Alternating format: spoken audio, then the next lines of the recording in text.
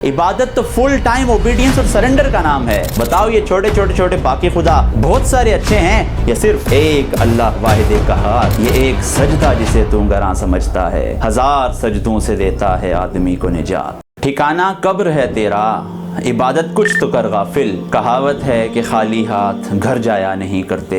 हम इस दुनिया में इबादत के लिए हैं, लेकिन इबादत के इस तसव्वुर को कुछ लोगों ने ऐसे बयान किया कि उन्होंने इसको एक पार्ट टाइम जॉब समझा। उन्होंने कहा कि हम नमाज, रोज़ा, ज़कात, हज ये कुछ कर लें तो यही इबादत है। बाकी ज़िंदगी के मामलात में उन्होंने -1 फार्मूला किया। -1 फार्मूला क्या? उन्होंने माइनस किया अल्लाह को, अल्लाह की ज़ात को माइनस कर दिया। उन्होंने कहा कि ज़रूरत नहीं अल्लाह की मैशियत के अंदर, ज़रूरत नहीं अल्लाह की तालीम के अंदर, ज़रूरत नहीं हॉस्पिटल्स के अंदर, ज़रूरत नहीं ग्राउंड के अंदर, ज़रूरत नहीं पार्लियामेंट के अंदर, ज़रूरत नहीं अदालत के अंदर। हाँ ठीक है, मस्जिद की हद तक रहे तो ये पार्ट टाइम जॉब बन गई। मैं आपके सामने ये तस्वीर लाऊं जिसमें पिलर हूँ और आपको कहूँ देखो कितनी खूबसूरत इमारत है, तो आप कहेंगे ये इमारत तो नहीं है, ये तो पिलर्स हैं, कौन नादान इसको इमारत कहेगा? तो मुझे बताइए ना फिर, इस्लाम पिलर का नाम है, ये खूबसूरत इमारत का नाम है। चुनांचे किसी ने अगर इबादत का ये मतलब समझा कि सिर्फ पूजा पाठ का ये मजहब है, अल्लाह को कुछ टाइम के लिए अल्लाह मानना है, तो ये तसव्वुर बिल्कुल गलत है। कुछ लोगों ने क्या किया? कुछ लोगों ने कहा ये दुनिया नजस चीज है, नापाक चीज है, इससे हटकर हम अलग जाते हैं जिसको रहबानियत कहा जाता। इस तसव्वुर में रहकर उन्होंने दुनिया को एक हिस्सा कर दिया, दीन को और इबादत को, और अपने आप को महदूद कर लिया। यही रहबानियत थी। अगेन मैं आपसे कहूँ ये मिसअंडरस्टूड कॉन्सेप्ट्स में से सेकंड कॉन्सेप्ट है जिसमें हमने इबादत को खलत मलत कर दिया। इबादत इस चीज का नाम तो नहीं था। इबादत तो फुल टाइम ओबीडियंस और सरेंडर का नाम है।